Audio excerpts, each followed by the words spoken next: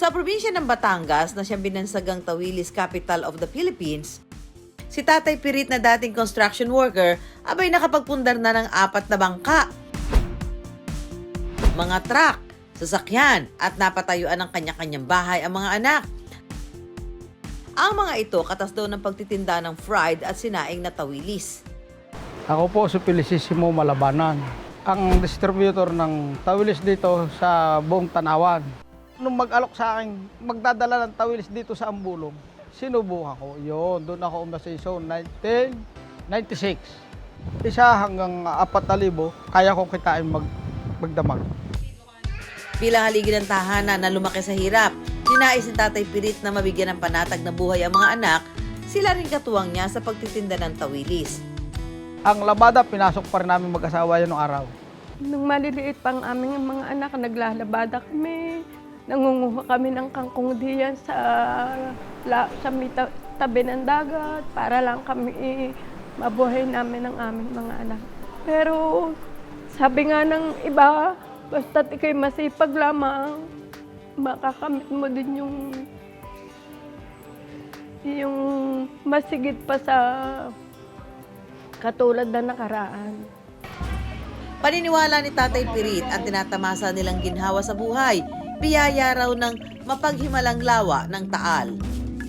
Unang-una, pinagkalooban ako ng kabuhayan. Napag-aaral ko ang aking mga anak. Pangalawa, hanggang ngayon, sa Taal pa rin kami naasa. Sa lawa ng Taal. Dahil pag nawala ang lawa ng Taal, nawala ang tawilis, wala na rin kami ikabubuhay. Pero maka-wonder, bakit nga ba sinasabing mapaghimala ang isdang tawilis?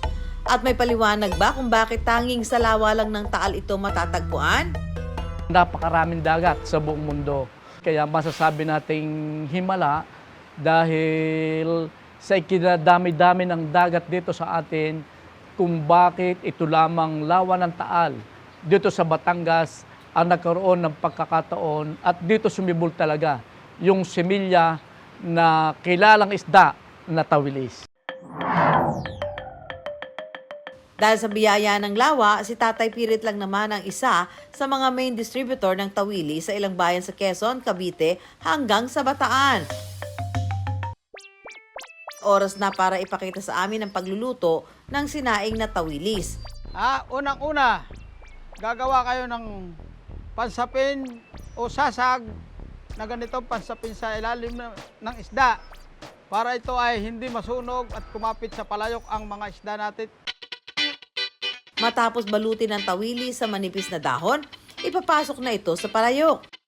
Sunod na ilalahok ang mga sangkap gaya ng dried kamyas, bawang, sibuyas, paminta, asin at sili.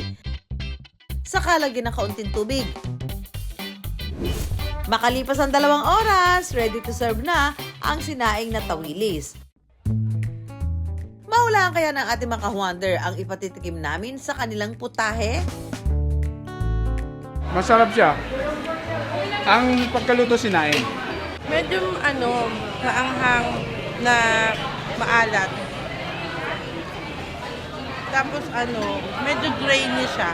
Tingin niyo po anong luto ginawa? Parang sinaing, pinangat. I wonder, winner sa lasa pero winner din ba sa nutrisyon ang sinaing na tawilis?